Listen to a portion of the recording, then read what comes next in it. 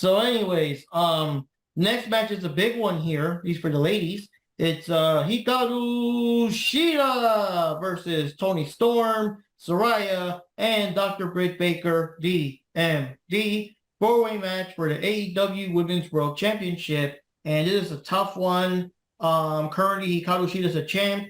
And like I said, it's awesome because it is her title reign. And it is her big chance because, unfortunately, she was a champion during the pandemic era where everyone was home. And AEW filmed all their spots in this area, this arena place with a very limited crowd of mostly wrestlers and staff, to be honest, and stuff like that. And it was such a shame that I think when everything reopened and they started to travel again, I forgot if it was either the pay-per-view before or that same pay-per-view. The first one he had when in front of a live audience again was when Hikaru dropped the title. You know what I mean? But now here's her chance to retain. You know what? Now that I've said all that, I'm gonna go for Hikaru Shida. I think she's gonna retain. It is way too soon for her story to end, and I think Tony just lost it. It's too much of a, what do you call it, hot potato. Britt Baker, you had your chance. I'm sorry, DMD, you had your chance. And Saraya, I still think it's way too early for her to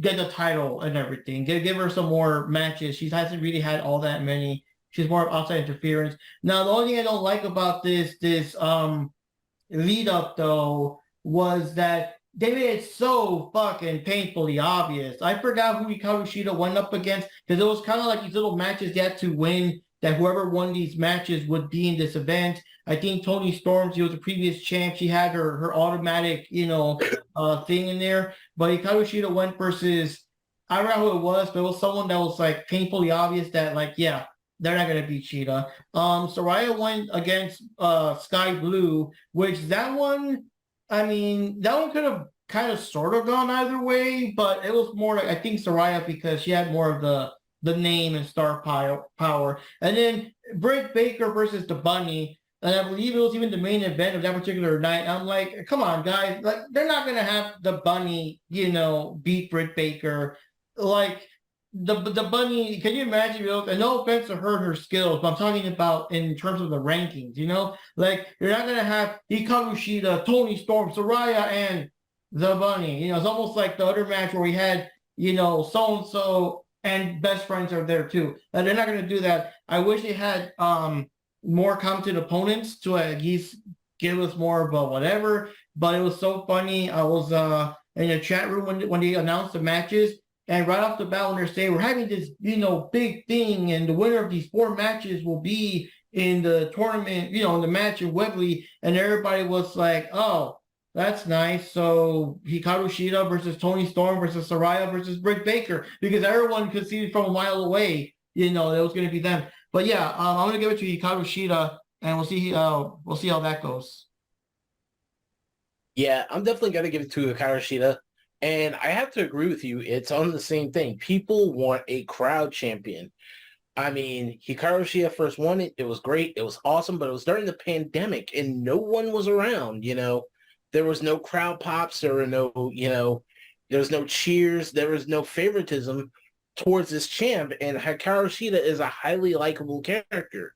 So it's time for, even realistically, being in 2023 past the pandemic, it's time for them to give her a redemption. So she has to retain that title. If they want to keep her the champ and keep the crowds coming in and keep the crowd just going super stupid, she's got to retain that title, especially since she just came back and now she's title holder. There's no way she's going to end up losing in that type of situation. Saraya, yeah, she's been there for roughly going on a year now? But it still feels like it's just way too early for her. Britt Baker, we've seen it enough times. I mean, don't get me wrong, Britt Baker, unlike a Charlotte Flair, Britt Baker's a good wrestler, but like Charlotte Flair, they've just been giving her the title too many damn times. So pretty much that's where I stand on that. Hikaru Shida retains the title. Okay, so in my opinion, I think Hikaru Shida is going to retain. I don't know, because like you said, Britt Baker, she's just too, like I said, she's the Charlotte Flair of AEW to me. And like I said, and who is Soraya? Soraya hasn't been back enough, and she hasn't done enough matches yet, in my opinion, to be a title holder at this point. Yeah. And what is it? Her, Soraya, and Tony just lost it. So I think it would be best to have Hikaru Shida do it, because like you guys were saying, she didn't have that opportunity because of the whole COVID stuff and the lockdowns and no crowd. So might as well let her do it in front of a crowd. That's what I think. Yeah, I agree. I think Hikaru Shida has to win this match. It's about time. It's good, that she's gonna do this now at a massive pay-per-view event in London, of all places, and with a big crowd and everything. Like she has to win this match because as much as I like EMD, let's just face it, we've seen her win too many titles too many times. Like, we know she's a good wrestler, but how many times are we going to see the D and D? Like, we know it. So, Hikaru Shida should win this match. But she's also a favorite. A lot of people like Hikaru Shida, and she's very talented, and she's charismatic, and she's a very cool person overall. So I think she just needs to win this title. It'd be good. Next, we have the AEW Women's World Championship, with new champion Hikaru Shida versus Toni Storm versus Saraya versus Dr. Britt Baker, DMD. I have a feeling between three options of what I think is going to happen. I think it's either going to be Shida retaining, which would be the safe route because she just became champion. Britt Baker winning because it would be the biggest thing to say, like, hey, our homegrown talent of all of these people, Britt is the only one 100% from the ground up in AEW to win the title at the show. Or, more than likely, you could go the hometown route because Saraya is, in home in England. And for the girl who really was forced to retire, who's had everything essentially taken from her but had to build herself up, for Saraya to win the AEW Women's Championship. But here's where I add a little twist to it. If she were to do it by pinning Toni Storm, that could lead to a better storyline, and it could actually lead to a great heel run with Saraya as champion. Now, this is, of course, me wishful thinking. I, unfortunately, with AEW's booking, have to go off of what I think they will do, as opposed to what I want them to do. Because if I did what I want them to do, I always lose. So what do I think they're gonna probably do? I think that they're probably more than likely going to keep the belt on Shida because it's the safest route. The next one we have here, I'm just going to go by the order of Wikipedia article. I mean, they're smart enough to have the big one for the last one. We got Darby Allin and Sting teaming up against Swerve Strickland and Christian Cage, but these guys got Chris Nana and Luchasaurus in their corner. And it's going to be a coffin match, which of course we see that the objective of the match is to actually get them in the coffin and shut it. So it's not like pin or submission. It's, beat the crap out of them, get them in there, get them so beat that they can't move as you close it down. And hopefully the whole thing won't collapse like last time. So, and this is weird. This is a tag team match. Is it going to be like two coffins, or it's like as long as you got one of them in one coffin? How's that work? I'm not sure. Like, I've never seen how it's done in a tag, but I just know, like, as far as a regular tag team match, it's whoever can get their opponent in a coffin and shut it, that's it. It's over. Okay, so regardless of who, like, they just got to put, Swerve or Christian Cage in there and bam, that's it, huh? Yeah.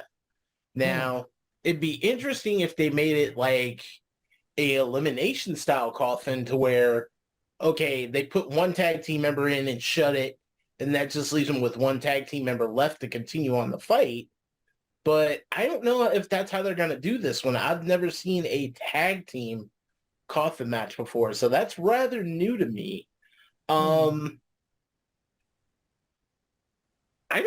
know who's actually gonna win this one because they're all pretty good. I mean, I just saw like, Sting not too long ago actually doing an indie show, but he was actually using the Joker Sting persona from when he was in Impact. So the Joker Sting's a little bit more unhinged. So I know it's going to be like a pretty rough match. I know that much, especially going into a coffin match with him being a darker character and Darby. Darby just better stay off the top rope because he might accidentally just drop himself into a coffin intentionally and they'll just be like, oh, shut it. So I don't know. I'd have to say with all the shenanigans that are going on, sadly, with Luchasaurus being on Cage's side, I'm actually gonna go with Christian Cage and Swerve Strickland.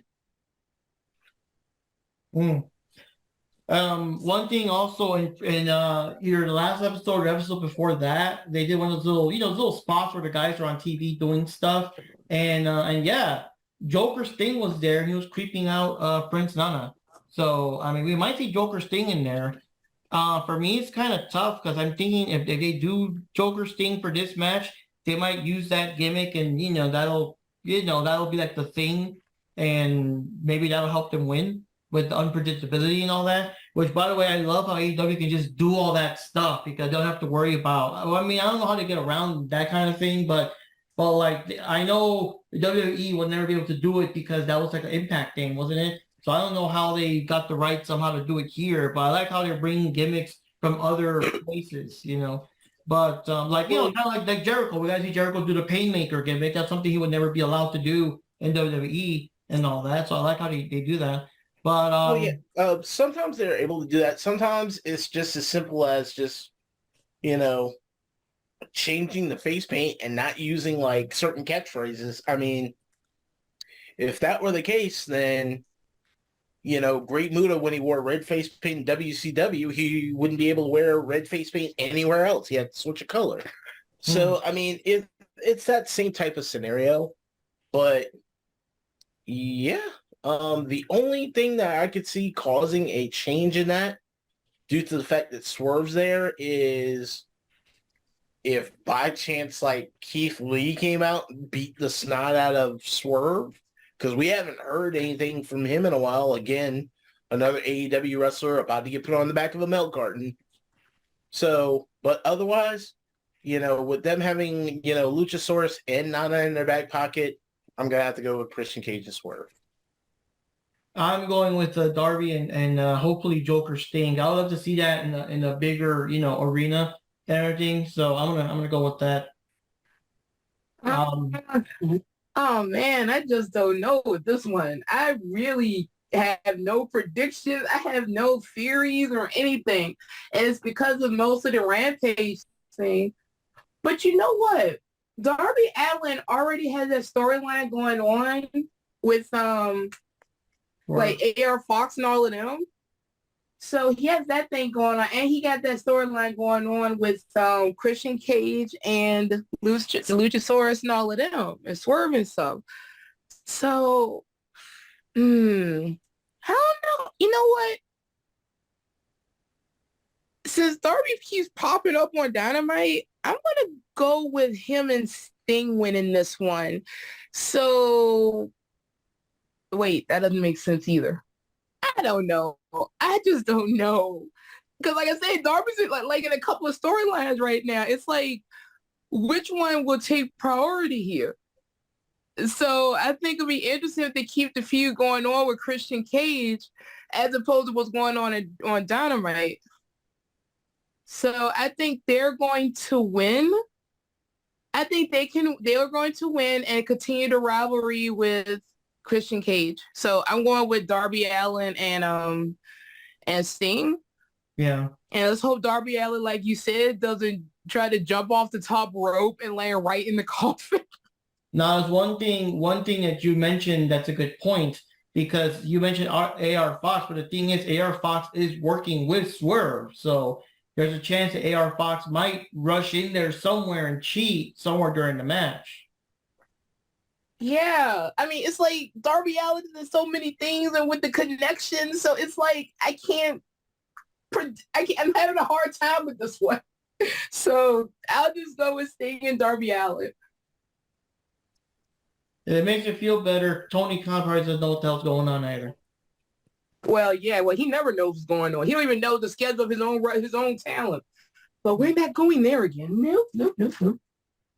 All right, Johnny Rodriguez. Hey, so for this match, it's like a lot can happen in this match, but I don't know. I'm still gonna go with Darby Allin and Sting, and hopefully Darby again doesn't fall accidentally inside the coffin. Next, we have the coffin match. Darby Allin and Sting versus Swerve and Christian Cage. Not really much to say about this match. I'm kind of like, all right, this feels kind of bland, but whatever. I guess I'll just go with Darby and Sting, because it would be kind of stupid to have a coffin match and not have Coffin Boy win. It would be stupid. Because this whole feud with him, it doesn't make any sense. Also, I think, is AR Fox injured? I'm not sure, because wasn't it supposed to be Swerve and AR Fox? I haven't really, at the time of recording, watched Dynamite, so I'm not 100% sure. I'm just assuming that's what happened. Anyway, I'm going to go with Darby and Sting. So this next match here is going to be one of the biggest ones ever. That's super awesome for this event. And it's probably one of the big matches everyone's looking forward, because for the longest time, the Golden Lovers are back. Kenny Omega back with Kota Ibushi. Now they're calling themselves, like the whole team is the Golden Elites, because Hangman Page is with them. So yes, Kota Ibushi, Kenny Omega, and Hangman Adam Page going up against Konosuke Takeshita and the Bullet Club Gold, which is Juice Robinson and Jay White. A 6-man tag team match. And right off the bat, I'm going to give it to the Golden Elites, because, yeah, I mean, I don't think they're going to make this big thing with Ibushi and Omega back together to have them lose. I don't know. But obviously with these guys, especially with Takeshita, I mean, that's going to be like tough competition. It's going to be one hell of what they say, one hell of a slobber knocker and all, like the boomers say, you know. But yeah, that's epic, man. I'm going to give it to the Golden Elite, but that might be match of the night for some of the people, you know, for people that maybe don't really care much about the MJF Cole thing. This one might be match of the night right there. I wouldn't be surprised if Jack Knives also said that, which, by the way, guys, Jack Knives also left his opinions, but he recorded it separately. So I'm, of course, editing them in between our segments. So if you guys are curious as to why we're not reacting to Jack and vice versa, well, that's pretty much why. Gotcha. Yeah, and I definitely feel the same way, because I mean, as long as I've been on this channel, you know how badly I have been ranting and raving for Kenny and Ibushi to get back together and become the Golden Lovers team again. So now that they're actually making a team known as the Golden Elite, I'm totally perfect with it, especially since they've got Hangman Page in there, and they're going up against they're going up against Jay White and freaking, my brain is just going crazy. Takeshita. So yeah, this is going to be a damn good match. I think it's actually going to be match of the night. Dave Meltzer's brain is probably going to get fried again now that Kenny and Ibushi are back together. But yeah, this is going to be another Meltzer. I think this is going to actually be a match of the night. They're going to beat the hell out of each other. But in the end, it's going to be Hangman Page, Kenny Omega, and Kota Ibushi for the win. Because it's been a long time coming. And I think it's time for the U.S. to see what we've been seeing in New Japan all along. All right. This is another difficult one for me. So for me, I'm just going to go, I'm not looking forward to this match at all. Only reason being because of 6-man tag match. You know how I feel about having too many people in the ring. So I think it's going to be I'm gonna go with the Golden Elite. I'm just gonna go with the Golden Elite for that one. So no predictions. I'm just going with it. This is a tough one because you do have Jay White though and Takeshita and stuff like that. But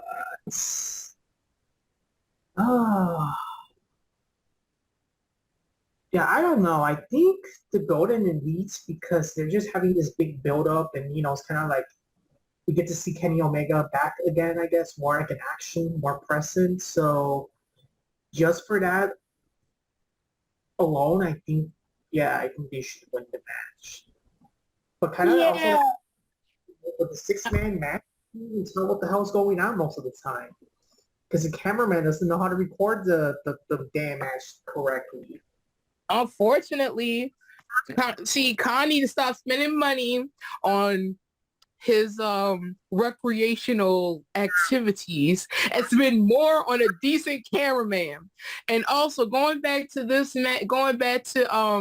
well, maybe the Golden Elite should win is because you saw how it affected Adam Page.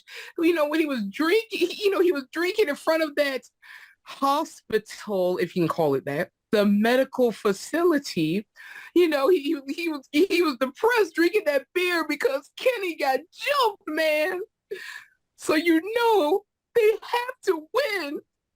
The friendship's back together. I'm sorry, that was just awful. Yeah. Next, we have the Golden Elite, Kota Ibushi, Kenny Omega, and Hangman Adam Page versus Konosuke Takeshita and Bullet Club Gold, Juice Robinson, and King Switch himself, Jay White. And y'all know, obviously, I'm going to go with Jay and his crew. I'm running with Jay all day, whatever he does. Honestly, I also feel that it's kind of like they're dipping the toes in Kenny versus Jay, which is the match everyone's been wanting and waiting and waiting and waiting for. And I feel that this would be the perfect setup to that. Hell, we all saw the match between FTR and Bullet Club Gold, and it was probably one of the best matches that FTR's ever had in their entire careers, and it's one of the best matches that AEW television has ever had. And that is mainly due to Jay White and Juice Robinson and their abilities to just keep going and going and going, which is that New Japan endurance that people don't really quite understand and very much underestimate. So because of that, I'm going to go with BC Gold beating the Elite. Now, speaking of matches with a lot of people in there that the cameraman can't keep it straight, we're gonna get another Stadium Stampede match, and this one's gonna be, oh my god, this is okay. Well, first we got the Blackpool Combat Club. This time it's Moxley, Claudio, and Wheeler Yuta, and Santana and Ortiz. The fuck? Okay, that's the thing. Okay, so Blackpool Combat Club with Santana and Ortiz together, going up against the most random as all fucking hell team of Eddie Kingston, Orange Cassidy. I think it's the first time they've both been in the same match, to be honest. The best friends, because of course the best friends, they always got to be in there somewhere, right?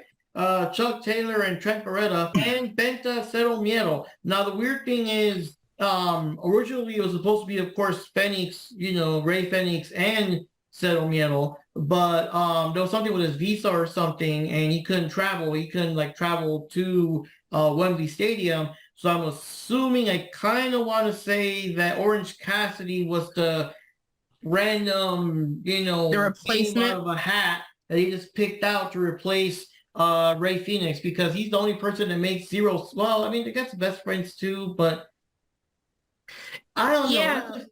It's just a big clash. Yeah, what happened was, and I don't understand why Tony did not know this. Okay, so Ray Phoenix is working on his U.S. residency. When you're working on a residency, you have to stay, in the U.S. for a consecutive amount of years or consecutive amount of time, and you can't really fully leave. So this is one of the stipulations. So unfortunately, Ray cannot leave the U.S. for a lot of international stuff. He has to stay on U.S. soil. So that's the issue. Yeah. So, and that's why the last episode of Dynamite, he took a real nasty bump which a lot of people didn't know, it was real or not. Oh my God. I saw people saying, oh shit, that looked nasty. But of course, that was like the in-story reason of why he was not there. So no, he's not really injured. It's because that's the way to explain why he's not at the event. But real life is, these are troubles. So for this match, oh God, the tag team is so. I'm gonna give it to the Blackpool Combat Club because I just don't know what the other team. That's just the most random selection of people just thrown in there like a jambalaya. I guess it was like we gotta get these guys all in somehow. Let's do that, And hey, Santana and Ortiz, I haven't seen him in a long time, so there you go. Now, what I do want to say though, I do believe, and I'm 100% sure, but you guys can correct me if I'm wrong, but is this not the first ever Stadium Stampede match that did not have either the Inner Circle or the Jericho Appreciation Society in it, like without Jericho at all? That is correct. Wow. I don't know. I'm gonna have to be the devil's advocate on this one and go with Eddie Kingston, Orange Cassidy, best friends, which I never thought I'd say that, and Penta El Zero, because of the fact of, all right, for one, people are actually starting to take Eddie Kingston seriously. I was shocked too, with as far as he got in the G1 Climax series in Japan. Like, he got pretty close to almost winning the whole thing. Like, he was I think he was like maybe 2 or 3 rounds short of actually winning it, which that's pretty much like an endurance, like a gauntlet. So, yeah, people are going to have to start taking Eddie a little bit more seriously now. And also you got Penta Zero, who, fantastic wrestler.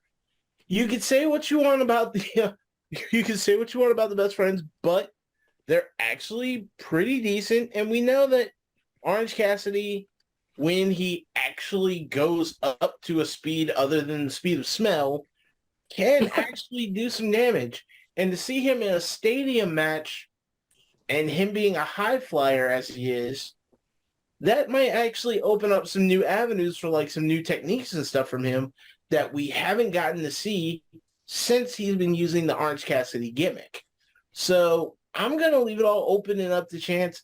I'm going to go with Eddie Kingston, the best friends, and Orange Cassidy with Penta Mira Zero.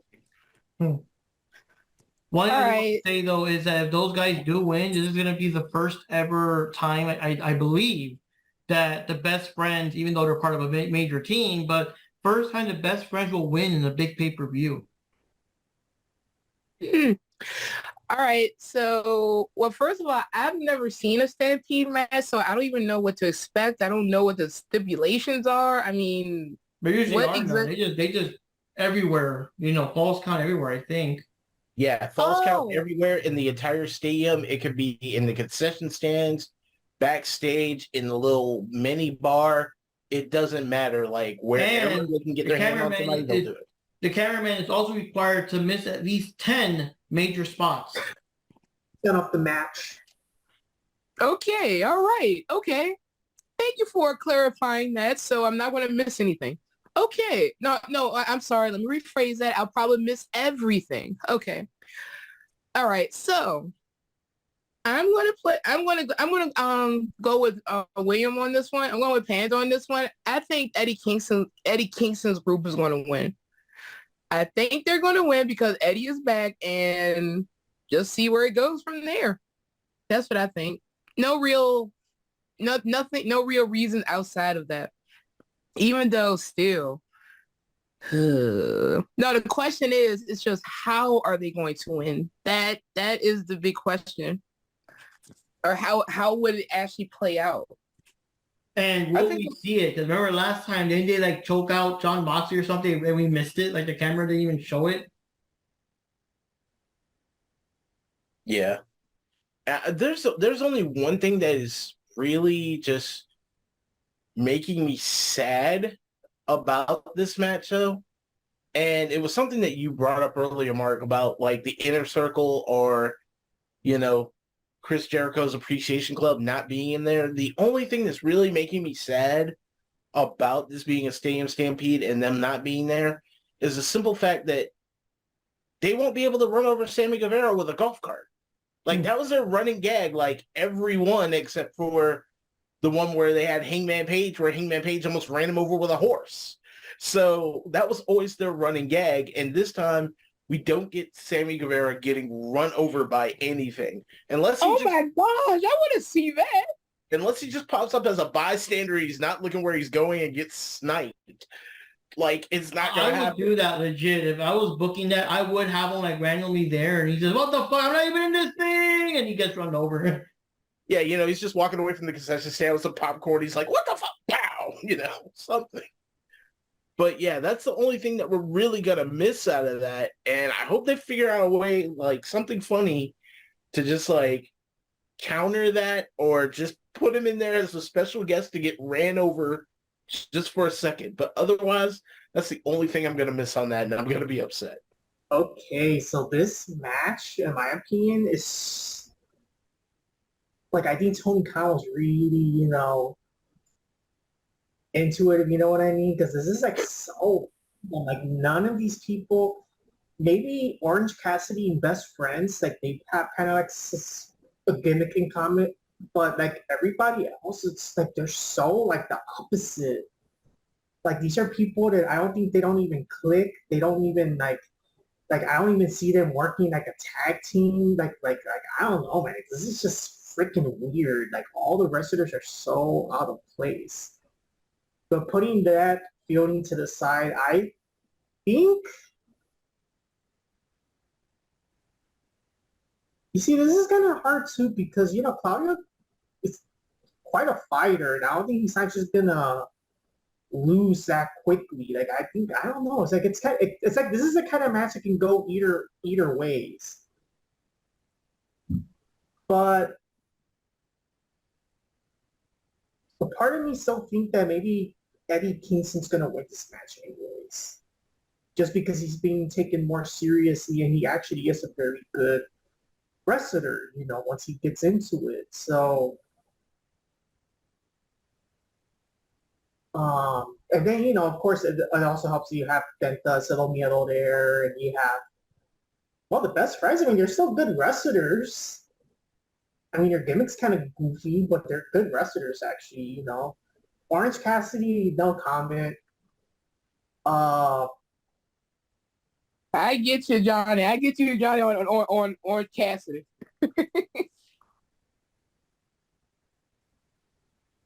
I don't think Orange Cassidy necessarily is a bad wrestler, but I think that his gimmick gets in the way that it's hard to take him seriously many times. Well, see, that's why I'm also liking the Stadium Stampede with Cassidy being in it, though, because he can go back to doing the stuff that he did when he was in the Indies before he was Cassidy, where he was doing more backflips and wall runs and parkour-like stuff, especially since it's going to be around the stadium and not just stuck in a ring. So, like I said, this is going to spotlight him a little bit more, and maybe slowly work him out of becoming the old, boring, slow-mo Orange Cassidy character. So that's why I'm kind of hyped to see this. But either ways, I still find the match interesting because it's just weird, like the combination of all these wrestlers that almost have nothing to do with one another. Like they're like the polar opposites. It's going to be interesting to see how all that works out during the match, because they're going to be, they're going to have no choice but to work together as a team. But it's kind of like, damn, this is kind of weird, actually. Like, this is not like the match you have in mind. Like, oh, I can't wait to watch the pay-per-view for this match. Like, not really. But it's so interesting, though. And I still think Eddie Kingston may have a shot at this one. Next, we have the first ever Stadium Stampede that has a crowd in it, because every time they've ever had a Stadium Stampede, there have been no crowds. We have Eddie Kingston, Orange Cassidy, and the Best Friends, Chuck Taylor and Trent Beretta, and Penta El Cielo Miedo versus the Blackpool Combat Club, Moxley, Claudio, and Wheeler, and Santana and Ortiz, surprisingly, returning to help the BCC. I'm going to go with Kingston and his crew. Kind of just a shot in the dark. This is probably match that I'm gonna probably be taking a break, maybe going to get some snacks. This is the bathroom break match for me. I know a lot of people like really want to get into this match. I couldn't pretend to give a shit about this match. I'm sorry, I just don't. Next match we got here is Will Ospreay with Don Callis going up against Chris Jericho in a singles match, and there's a lot of build because for a while there, I guess back in the old days, I don't know what maybe Impact or something. You can tell me, William, when Jericho and Callis worked together. Jericho and Callis, I think they worked together back in Impact. Hmm. Yeah, it was somewhere along the lines of Impact, but I know that Ospreay and Jericho have kind of had a back and forth beef, as well as Jericho and Kenny Omega back in New Japan. Hmm. So I knew that much, but I think as far as him working with Callis, I want to say it was sometime during Impact. Yeah, because I sure as hell don't remember no Don Callis in the WCW days. But anyways, Callis has been talking to Jericho. Jericho's been like, we don't know if he's interested or not. But then the JAS kept telling him like, yo, what you doing? And stuff like that. And to make it worse, Callis actually had matches where Jericho had to go against his former buddies. So in the end, I think it was either last week or the week before last, they all left. Everyone except Sammy left. And I'm even surprised that Jake Hager actually left too, since Jake Hager was also like, he was brought in by Jericho and he followed him from the inner circle to the JAS, you know what I mean? But yeah. So Anna Jay's out. Ty is out. She's pregnant anyways, but you know what I mean. She's out. Big Daddy Magic is out. Oh my God. Now we'll never know what makes Daddy's nipples hard. Parker's out. And of course, what's his name? Daniel Garcia's out, So the only one that is still staying with him no matter what is Sammy Guevara, even if it's kind of a neutral kind of thing, but he's still like, there. So this match here, oh wait, hold on. So basically after Jericho like lost all his support and went with Callis, now Callis turned on him anyway, and now like he's got Will Ospreay and he's like now putting more stock in him. So basically Jericho lost all his people for nothing, and now there's this big match. Now, one thing is that's a factor too with Sammy is that even though Don Callis is there to cheat and squander and do whatever the fuck he wants to do to help Will Ospreay win, if it looks like he's about to lose or something, there's also going to be the factor that you can tell Sammy just has to come in. Sammy just has to come in somewhere, probably sock Callis out or scare him, make him run backstage or some shit to even the odds. So I'm assuming there has to be some spot near the end, some big crucial moment. They're both down. Jericho's getting ready for the Judas effect or something. Callis is gonna like maybe hit him with the belt or something or something. I don't know. I really don't have titles, but you know what I mean. Hit him with some object. Sammy's gonna come in and distract. But I don't know. I want to give it to Jericho, but oh man, because Will Ospreay is in way much better shape. I mean, Jericho, as talented as he is, unfortunately, he's not like what he used to be, and he's mostly going to get by the match because, unfortunately, I hate to say it, but plot armor and stuff like that. But I'm kind of thinking in a all serious, no storyline, like a bare knuckle brawl, Ospreay would whoop Jericho's ass, sadly. But in the match here, I don't know. I'm thinking Jericho might win, and we'll see what happens. Maybe this is like a little moment where the JAS reunite thanks to this, or I don't know. But I have a feeling that Kaz is going to do something, Sammy's going to interfere, and hopefully Jericho might win, but we'll see. I'm just going to go for Jericho. We'll see where he goes from here. Okay, so I'm going to go with the devil's advocate on this one. I think Ospreay's going to win it, and Callis is going to do something stupid. And Sammy Guevara is going to come out and save him, which Sammy Guevara, also a high flyer, big in acrobatics, the same as Will Ospreay. And it's going to start a rivalry between Ospreay and Sammy Guevara later on down the line. But for that to happen, Jericho, unfortunately, has got to get his ass whipped.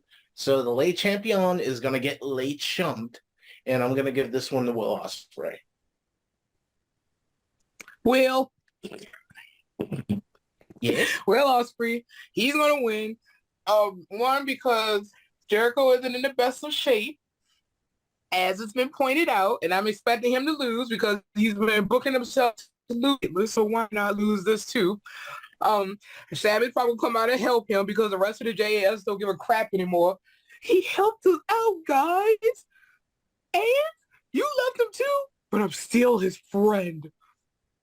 Anyway, I think Will Ospreay is going to win, and I didn't think about it until Panda brought it up. It'd be interesting if they started if that ends up starting a feud between Ospreay and Sammy.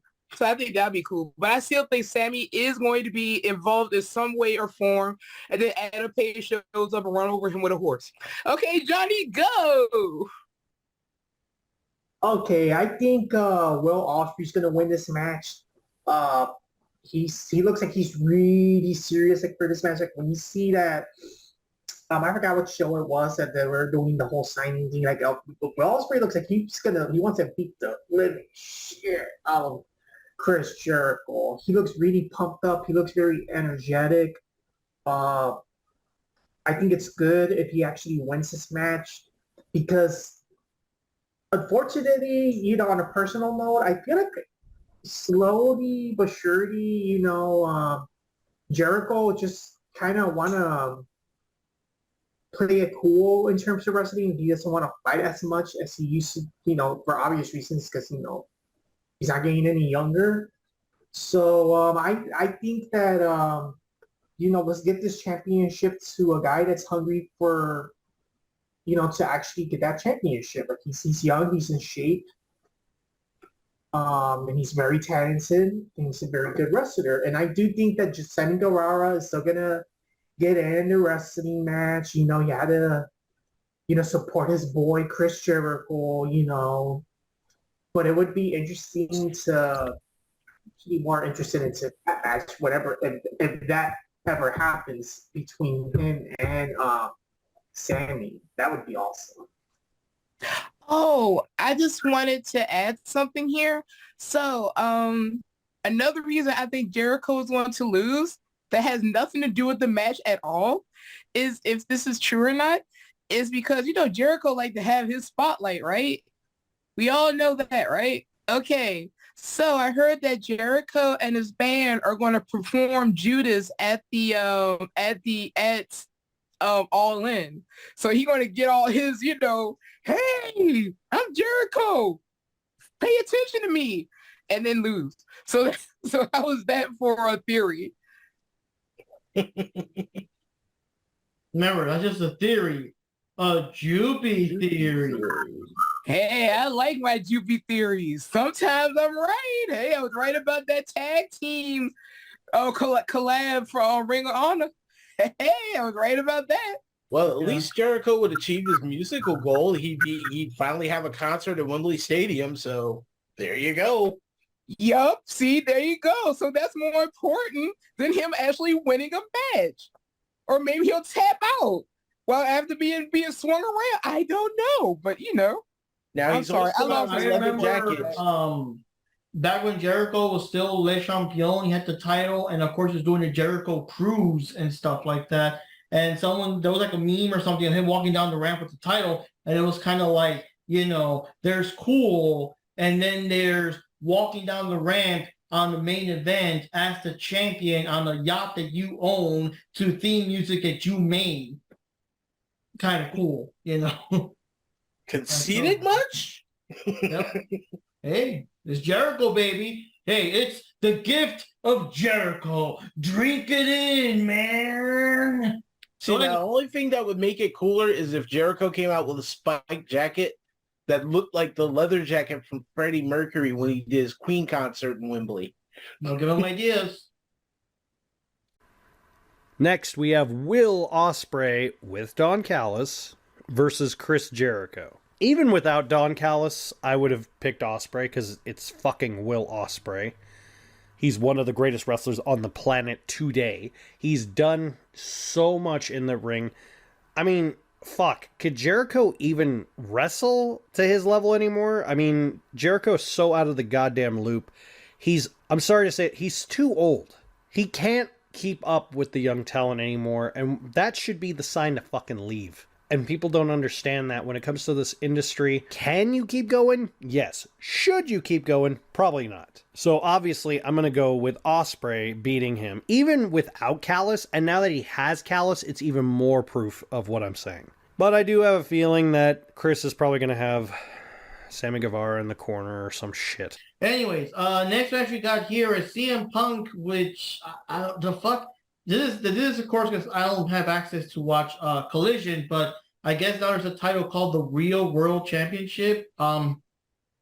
Okay, but CM Punk versus Samoa Joe singles match for the Real World Championship. Now I understand. I saw a meme a moment ago. There was a thing where I guess Flanders, you know how Flanders is with his overprotective with the kids and stuff. So it was like, you can have imagination things and the kids running around, yay, I'm this, yay, I'm that, you know, but it's not whatever. So there was a meme somewhere where like Tony Khan is like, you can have imagination titles, and CM Punk's like, yeah, and with the title, and what's his face, Jungle Boy, yay, with the FTR thing, you know, the FTW belt and stuff like that. And now it kind of makes sense. Now I get the what do you call it? The real world the concept title behind the meme, Real World Championship. Okay, so CM Punk versus Samoa Joe. Wait. Sorry for interrupting, but his title is the title he left with, right? Because he technically never lost it, right? With CM Punk. I don't know because it's a different title. It's not the AEW one. It's a different title. I don't know. No, I thought it was. I thought it was the title that CM Punk had pretty much left with, but since he technically never lost it, he's proclaiming that this is the real world title. Isn't that isn't that how he was? Yeah, how it's being promoted? Again, I don't watch Collision, so maybe that's how he's painting it. But yeah, Really? maybe Yeah. also that's why it's also in parentheses. It's like Real World Championship parentheses, so maybe that's why. But either way, I don't think CM Punk's gonna lose it. I think he's gonna keep it, and that's all I gotta say. I don't really see Samoa Joe taking it. I don't know. Samoa Joe might take it because his name's starting to get out there. It's getting a little bit bigger, especially with his current side project, which oddly enough became a bit of a hit. Yeah, he's in Twisted Metal as Sweet Tooth. As Sweet Tooth. Hulu series is it? Or on Peacock or something? Yeah, it's on Peacock, and it's funny because like the WWE is so mad with him as far as being part of AEW and then being part of that show, that if you notice on any of the Twisted Metal commercials that show up on Peacock and not on like YouTube or what have you, Sweet Tooth's not in any of them. Even though like he's the biggest face character of the game, he's not in any of the commercials that are shown on Peacock or USA Network currently. That's weird. But I know Anthony Mackie's on there too, right? Is there anyone else of note on that show? I think those are the only two people that come to mind. It's Samoa Joe, Anthony Mackie. Oh my God, I forget the actor's name, but he was the guy that played Sandman in the Sam Raimi Spider-Man movie, in the third one. Oh, yeah, I know who he is, but I forgot his name, but I know who you mean. Yeah, so there's like some pretty decent names in there. But I don't know, due to his popularity, there's a good chance, and Punk hasn't really fought Samoa Joe since his old Ring of Honor days, and Punk's kind of wearing down some, and Samoa Joe is still going like a freight train full speed ahead. I might actually have to give it to Samoa Joe on this one. Now, I do want to ask Wendy real quick. So that's the story they're going with, I guess, the title that CM Punk lost because he was suspended or whatever. Well, also because the whole, leg filament thing got torn off or whatever. And so he just took it, he brought it back, and he called it the Real World Championship. Is that what they're doing? Yeah, that's what I thought. But can you like confirm that? Okay, so in 2022, Punk actually called himself the Real World Champion, and basically it's kind of his belt, if that makes any sense. So it's, in a way, it's kind of like the equivalent of the it's kind of like the equivalent of the freaking FTW title, if that makes sense. Oh, so again, that's the what you call it, the context behind the meme. Yeah. I'll give you imagination Okay. titles. Okay, all right. So I think in this case, since Joe is already a title holder, and I know, and I could see Punk not wanting to be on Ring of Honor or even having to touch foot in Dynamite, which he wouldn't anyway. So I think Punk is going to retain his title because it's for his title, right? Mm-hmm. It's for Punk's imaginary title, right? Yeah, it's basically it's literally kind of his belt, because it was the belt that he had won in 2022 in All Out, Yeah. because he claims it was something he had never lost, but they had already replaced that belt. So the real world title is literally just an old AEW belt. Okay, well, I'm just gonna go with, I think CM Punk is gonna win so he can keep that belt so he can have more rivalries. Since Samoa Joe is mostly on Ring of Honor right at this point anyway, and I know Punk used to be in Ring of Honor. I have seen some old matches. I have seen some, just looking it up myself when I really was into CM Punk back in the day. But I don't think he's going to lose it, and I think Joe's going to be with Ring of Honor, and Punk going to be mostly Collision, because that just seems to be where he wants to stay, just at this point, like creatively and stuff. So I'm going with CM Punk to retain this title. Yeah, aka keep me away from Kenny and the Elite. Yep, pretty much. Just saying. One thing I do want to say, now I'm going to stay with CM Punk anyway, but I do say, though, if Samoa Joe beats him and takes the title, that does give the excuse that come next Ring of Honor pay-per-view, CM Punk will show up there to try to get it back. Yep, that's very true. You got to think about the story longevity. Hey, Yeah, that Lord too, knows but- Tony sure isn't. Yeah, but would they actually book something like that and have, Joe on Ring of Honor, or Punk on Ring of Honor, set up, or Joe like on Collision, that type of thing. So I'm just thinking along the lines of that too. I mean, maybe. Well, I mean, because, yeah, they obviously would. I mean, if you look at it, Eddie Kingston's in a 6-man tag match, and Eddie Kingston's in Ring of Honor. He quit AEW. I keep forgetting that. I don't know. Every time I see Eddie Kingston waddle anywhere, it's like, yeah, whatever. I mean, he's like a penguin. Oh, God. But I like penguins. I quit AEW. Yeah, so then you see him on Dynamite. Will you waddle your ass back over to Ring of Honor? See, I forgot he was in Ring of Honor. I gotta save Moxley from these sparklers. You know. All right, how about you, Johnny? What do you think about this matchup? I don't know. I don't see CM Punk like losing the match. Personally, do I think CM Punk is as, I don't know, in great shape as he was like before? Like I don't know, I think he kind of lost a little bit. But I think for storyline wise, he's still gonna win this match. Next, what I think is going to be match of the night. CM Punk versus Samoa Joe for the real World Championship. I want to see hard strikes. I want to see two guys who know each other inside and out. Two war-torn veterans just beating the crap out of each other.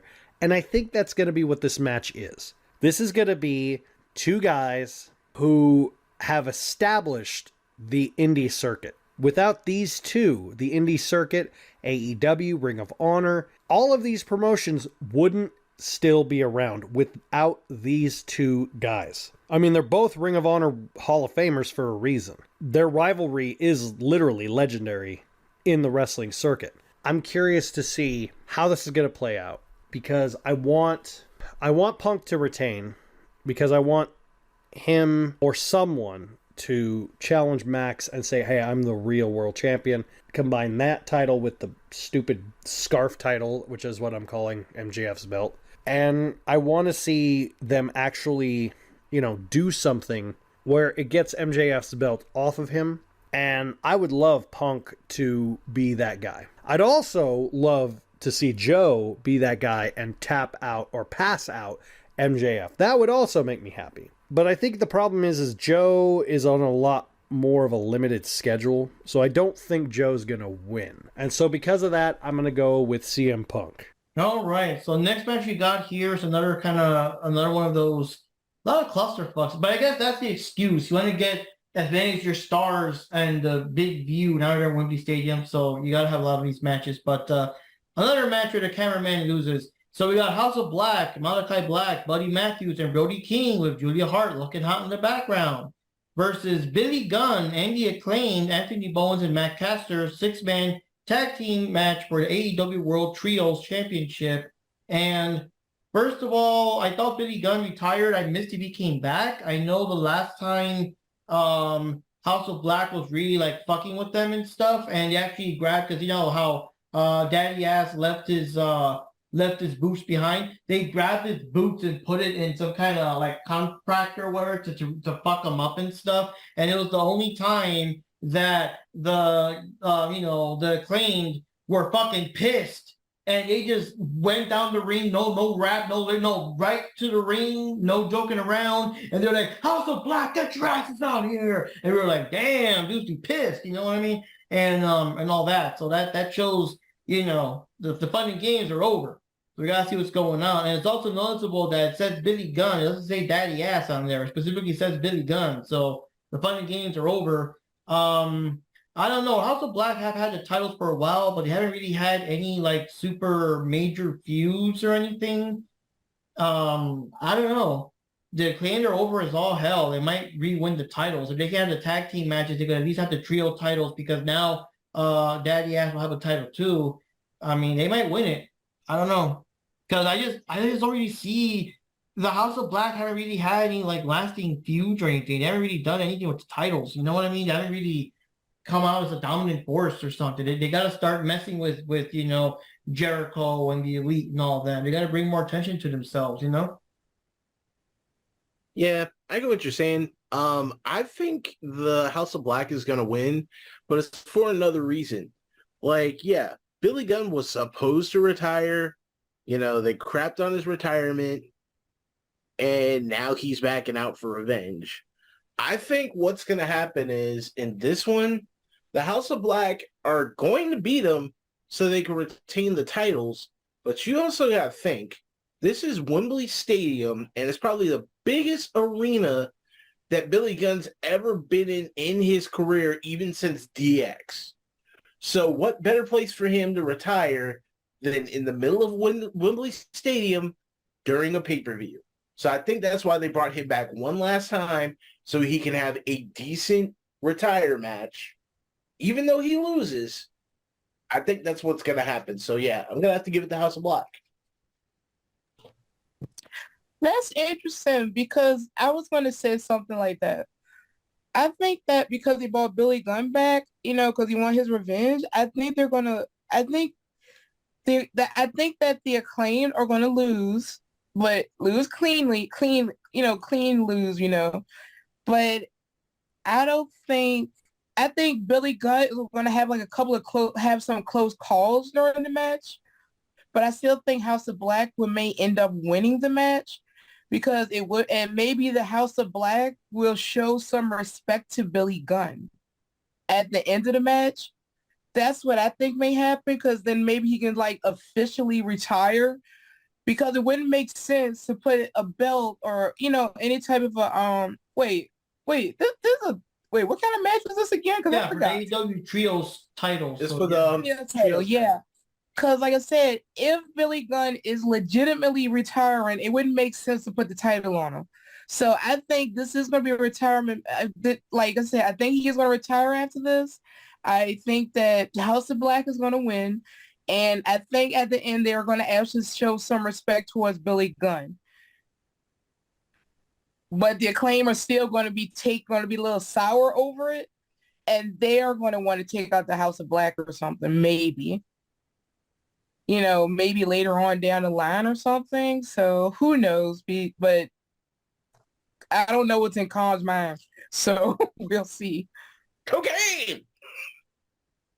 Well, I mean, besides that, but we'll see. Match, wow, there's a lot going on with this match, but because I don't know, I wouldn't mind the Acclaim wins, but kind of like what you guys said about the whole retirement thing, I think that would be a good excuse for the House of Black to win this match. So I think I'm gonna go with the House of Black. Next, we have for the AEW World Trios Championship, House of Black, Malachi Black, Buddy Matthews, and Brody King versus Billy Gunn and the Acclaimed. No longer daddy ass, apparently. He's just badass Billy Gunn. I'm still going to go with House of Black. They've been so dominant, so over, and I want them to stay that way for a while. Do I want them to win? Absolutely. But due to AEW's terrible booking decisions, I do have a feeling that the Trios title is going to be given to the Acclaimed and Daddy Ass or whatever the fuck he calls himself. I don't care. I just have a feeling that's the way it's going to go. And if it does, I'm going to be really irritated and disappointed. The Acclaimed are a cartoon gimmick that should stay a cartoon gimmick. We don't want another Orange Cassidy where you have a guy who's holding a long-running reign and he's a joke. That's all I'm saying. But again, it's AEW's booking decisions, and they're not the greatest on their track record of great ideas. So because of that, I'm begrudgingly going to go with the Acclaimed. All right, so finally, we've got the big one, guys. The main event here. And MJF defends the AEW World Title, a.k.a. the Triple B, which I always forget what the B stands for. He only said it once in his first promo, so I forgot what it meant, but the Triple B, up against Adam Cole, baby. And I don't know. I mean, I guess the thing is, the real question is, do you guys think that Adam Cole is the right person to be the one to finally take it from MJF? That's the question. And I don't know, man. I know they made a big story with this. They really built up something different. It's different from the usual, you got to beat these 10 guys before you face me kind of thing. And they did it kind of backwards where instead of MJF sucking up to like Jericho or Cody, now Adam Cole was like reverse sucking up to him and trying to make it feel like he is really friends. And a lot of people have been talking about that, as a character psychology kind of thing. Like if MJF, was a real person, whatever, like his psychology is that deep down inside, no matter how much of an asshole he is, like there's a part of him that wishes that he actually had a real friend, to hang out with. So, Cole might be kind of taking advantage of that too, showing up. He can also do his own mind games and stuff. But I don't know, man. I don't know. And I think that one thing that could happen too, possibly, is that Roderick Strong could come in an attempt to help Adam Cole, but it would be a botch attempt.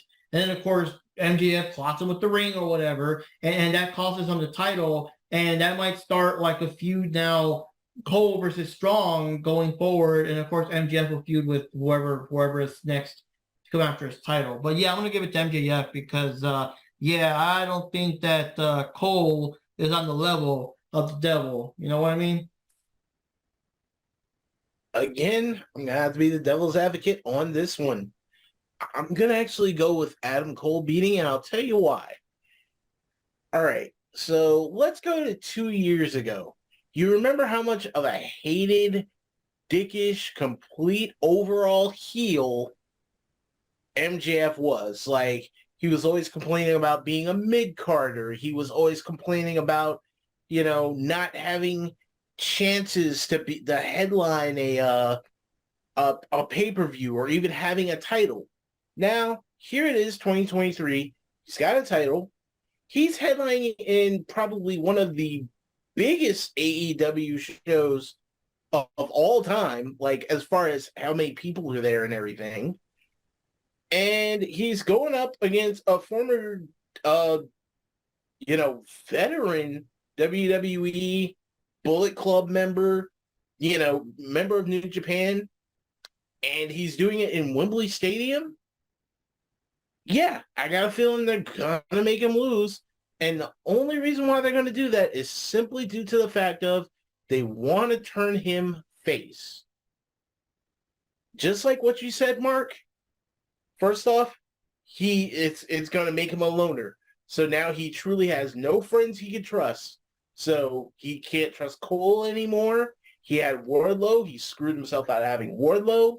He's got no backup. So now he's going to have to start fighting straight up, which means he's going to be more of a face character, more in the anti-hero sense of like a crap-talking Stone Cold. So where it's like, yeah, he started off as a bad guy.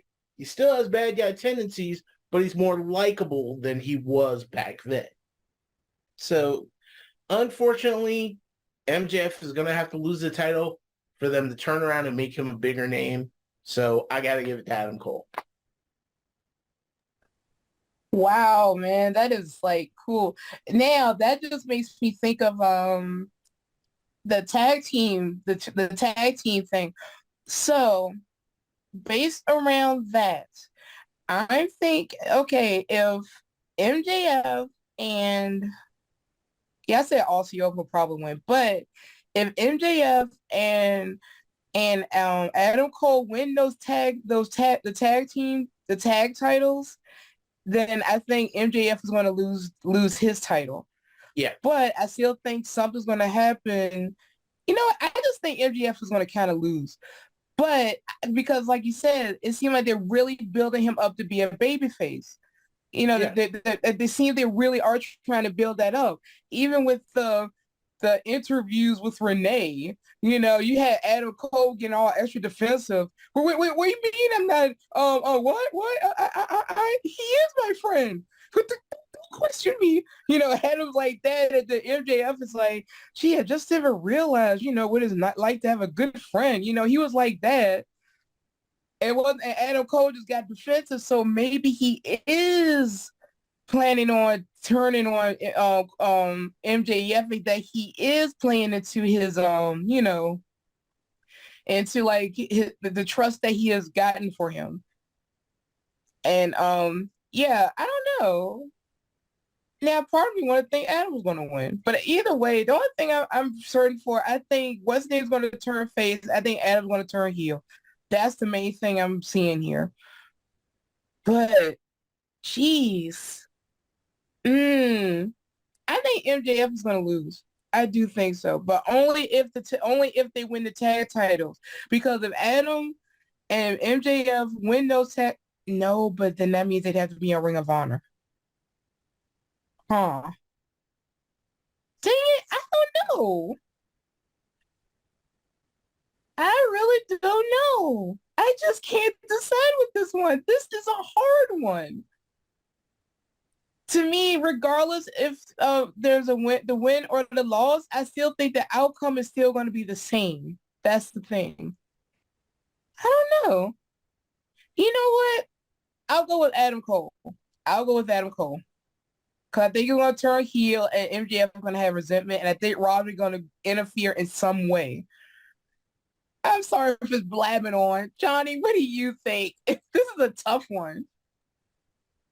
I actually think it's a tough one because a part of me thinks that the MJF might win this match, but they might want to make Adam Cole win the match just to kind of break up a little bit of the, I don't know, predictivity. Because most people are gonna say, "Oh, MJF's gonna win this match," but it would be very interesting if Adam Cole wins the match. But also because it could be that maybe because Adam Cole got pissed off in the tag team match, like the theory I was talking about, how, freaking MJF wanted to steal the spotlight, so he won that match. So Adam Cole's like, you know what, fuck this shit, and he, beats the shit out of MJF because it's like, now I'm gonna be the, now it's gonna be my spotlight, something like that, something of that nature. So I think there's this big possibility that Adam Cole felt a certain way because of how MJF won the previous match. So now he's like, fuck this shit. I want to win, this title. So, he beats the shit out of MJF. I don't know. That's my theory. All righty. Yeah. Wait, sorry. I just want to jump back on something that Johnny just said. Like what he was saying earlier about how maybe Adam's upset because maybe they do lose the tag team match and then Adam Cole gets all, he's more gung-ho about winning. What if, like you said, if MJF calls them to lose the tag team match, that Adam will have more of a reason to really want to have a little animosity towards MJF. Then what if Adam Cole thinks that MJF lost the match on purpose because he doesn't like because he likes not having to work as much as a wrestler. If he's a if he's holding the world title and he's holding a tag team title, that means he'd have to defend 2 titles. That's not MJF's style. So what if that turns out to be the case?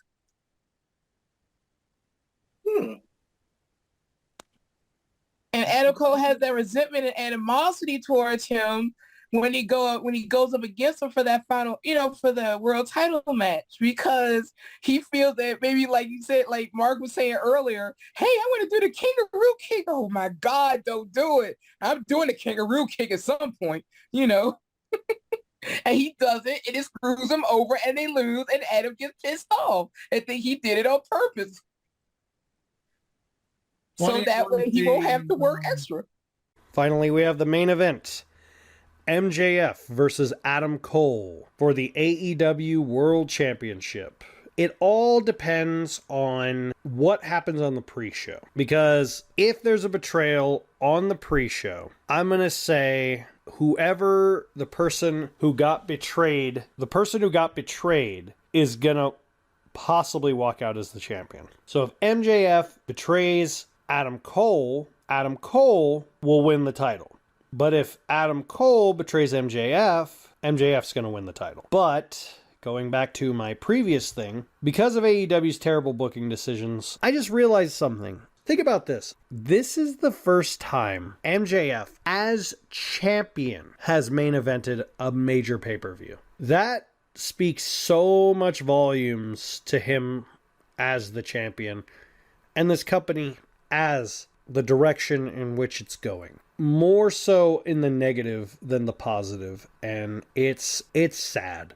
I'm kind of happy Cole's finally headlining something, but I'm also at the point where I'm like, I would love it if Cole double-crossed MJF. All this stupid bro shit was all leading to Cole winning the title. And then Cole winning the title because of like Roderick Strong or whatever, and him basically playing MJF the whole time, and then them MJF going, come on, man, I thought we were friends, we were bro-chachos, and he would go, that was all to get this. Now that I have what I want, I'm done with you. And just cut him out of his life, and then MJF is like all heartbroken, and then people go, oh, poor MJF.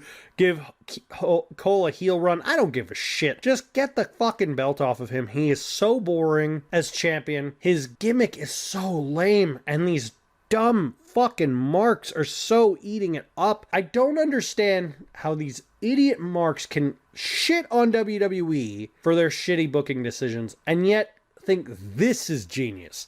How the fuck do you think that and the acclaimed scissoring shit is genius, and yet the WWE is bad? WWE does some safe shit, but they're also really good at storytelling. AEW has neither of that, and I'm really starting to get pissed off because I'm like, fuck, you guys have all of the elements, but you don't know what the fuck you're doing. But anyway, those are my thoughts. I think it's going to be a really, really good show. I think the outcome is going to be really, really huge.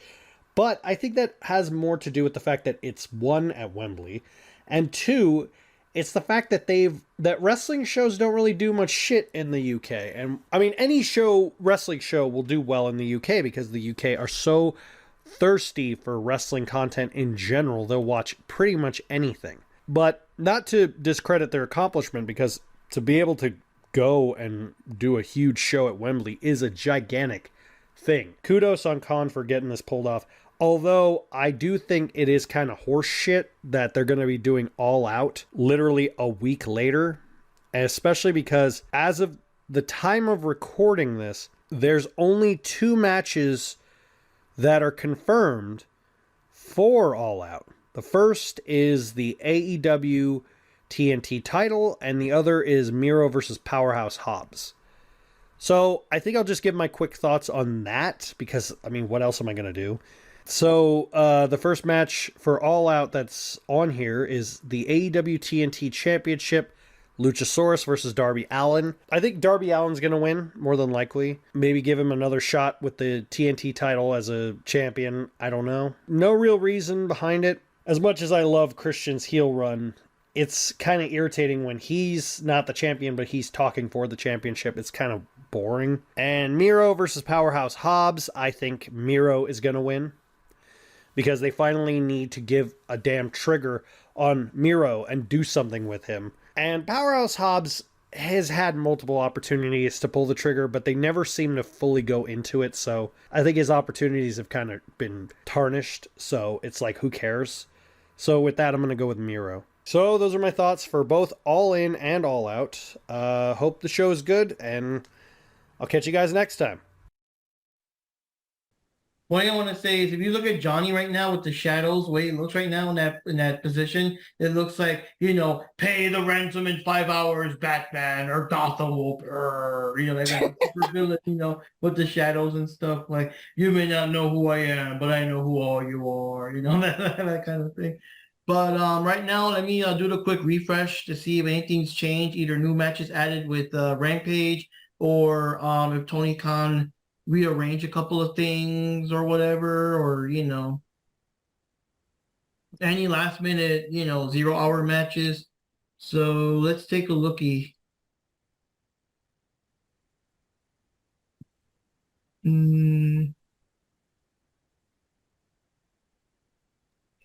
There might just be, since Khan himself doesn't even know what he's booking these days. It's like, I'll let you guys know last minute who's going to be on the card.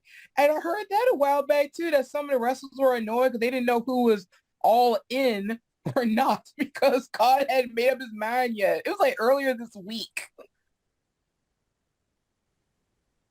But we all know Cash is going to be there because he cashed out so he can be all in.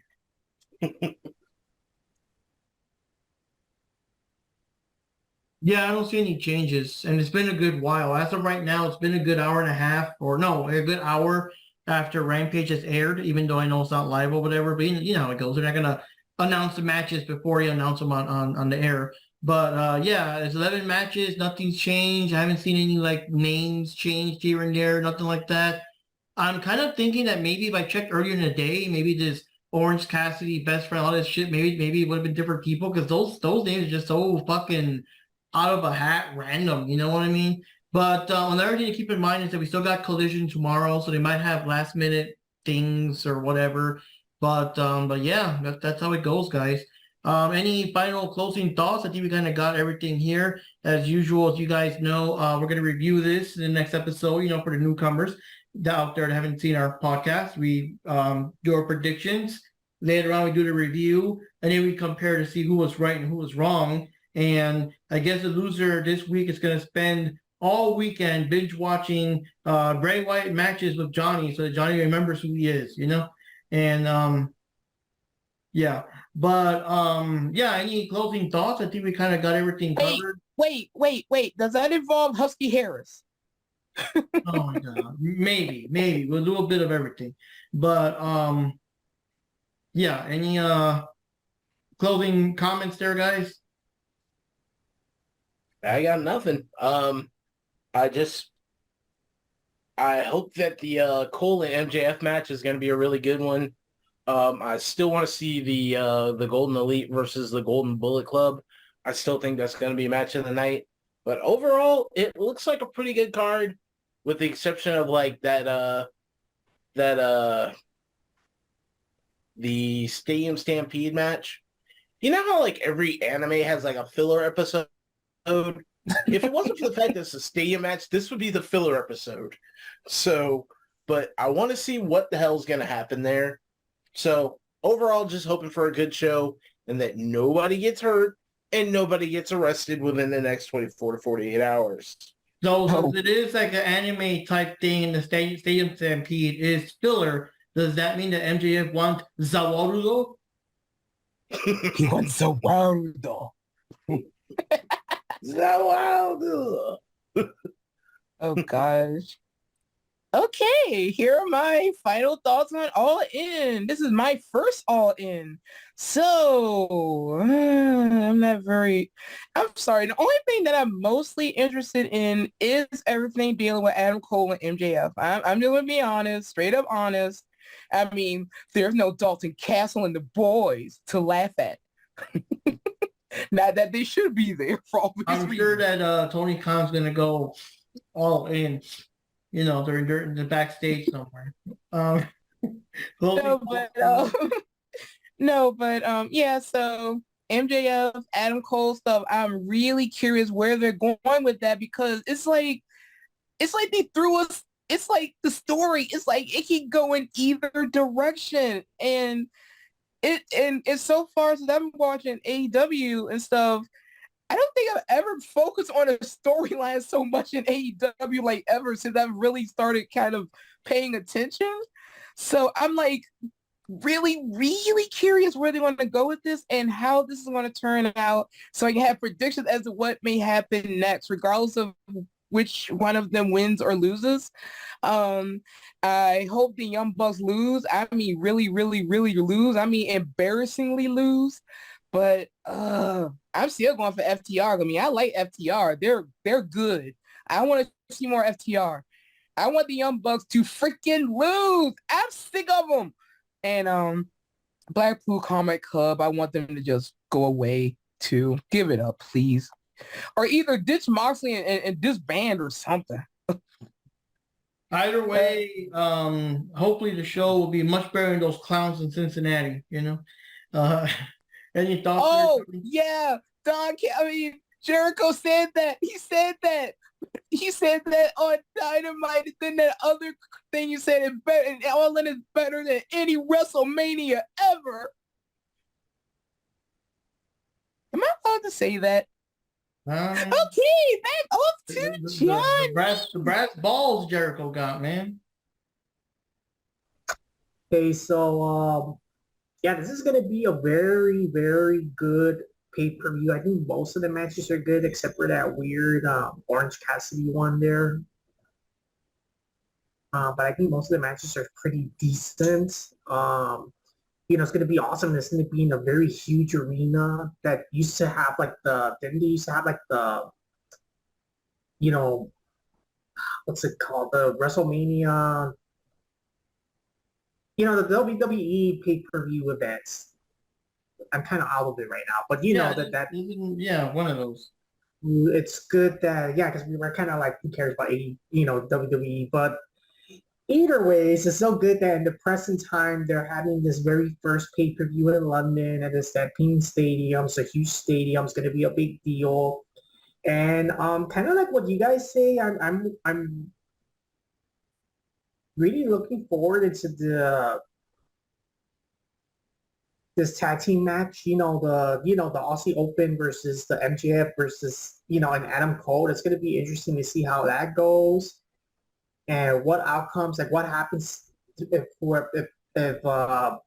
MJF and Adam Cole wins. And then, of course you have the main event with MJF versus Adam Cole. Like, it's kind of weird.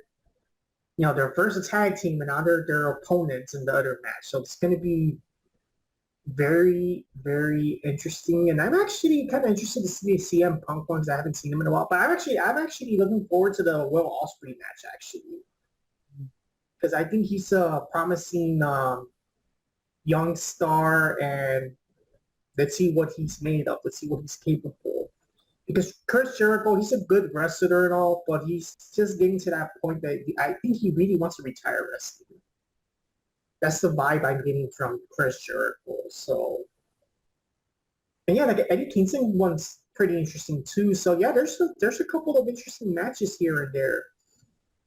But and yeah, I'm looking forward to seeing hopefully Hikaru Shida winning this match as well. Yeah, so there's various good matches here and there, so that's going to be very interesting, and it's in the big stadium in London.